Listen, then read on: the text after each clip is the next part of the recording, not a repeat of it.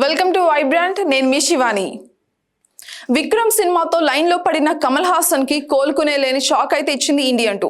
అసలు కథ, కథనం, క్యారెక్టర్లు ఇలాగ ఎందులోనూ డైరెక్టర్ శంకర్ ఆకట్టుకోలేకపోయారు. అసలు ఈ సినిమా తీయకుండా ఉండాల్సింది అంటూ ఫ్యాన్స్ ట్రోల్స్ కూడా చేస్తున్నారు అంటే ఈ చిత్రం గురించి మనం అర్థం చేసుకోవచ్చు. అయితే తాజాగా ఇచ్చిన ఒక ఇంటర్వ్యూలో ఈ సినిమా బడ్జెట్ గురించి ఎస్జే సూర్య కూడా ఇంట్రెస్టింగ్ కామెంట్స్ అయితే చేశారు. ఈ దెబ్బతో శంకర్ పైన ఫ్యాన్స్ ఇంకా ఫైర్ అవుతున్నారు. యాక్టర్ కమ్ డైరెక్టర్ ఎస్జే సూర్య ఏది చేసినా భలే వెరైటీగా ఉంటుంది. ఆన్ స్క్రీన్ మాత్రమే కాకుండా ఆఫ్ స్క్రీన్ లో కూడా ఎస్జే సూర్య మాటలు వింటే తెలిసి చెప్పారో తెలియక చెప్పారో అర్థం కాకుండానే పోతుంది ఆడియన్స్ కి. ఎందుకంటే ఇటీవల ఇచ్చిన ఒక ఇంటర్వ్యూలో కూడా అలాగే చేశారు. సరిపోదా శనివారం సినిమా గురించి అడిగితే మొత్తం స్టోరీనే చెప్పేశారు ఆయన. ఇక ఇది చూసి నాని ఫ్యాన్స్ కాస్త కంగారు పడ్డారు. ఇక తాజాగా ఇచ్చిన మరో ఇంటర్వ్యూలో డైరెక్టర్ శంకర్ గురించి సూర్య కామెంట్స్ అయితే చేశారు. అయితే ఇవి వింటుంటే పైకి పొగుడుతున్నట్లు కనిపించినా లోపల మాత్రం గట్టిగానే కౌంటర్లు వేసినట్టుగా అనిపిస్తోంది. అసలు సూర్య ఏమన్నారో ఇప్పుడు చూద్దాం.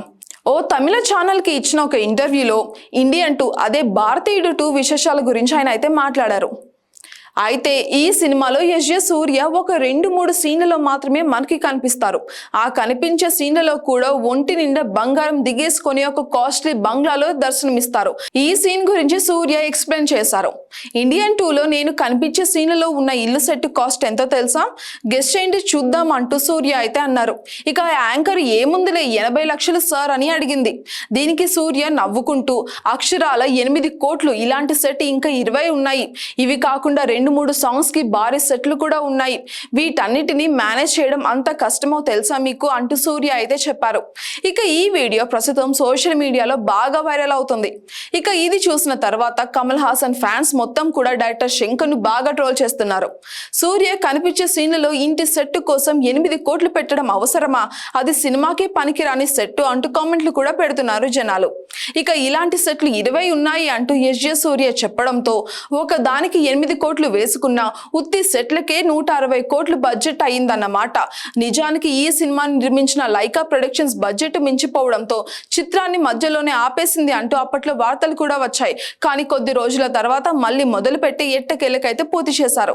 కానీ తీరా సినిమా రిలీజ్ అయ్యాక లైకా ప్రొడక్షన్స్ అనవసరంగా ఈ సినిమాను మళ్ళీ మొదలు పెట్టింది అంటూ కూడా ఫ్యాన్స్ అందరు కూడా జాలి పడుతున్నారు.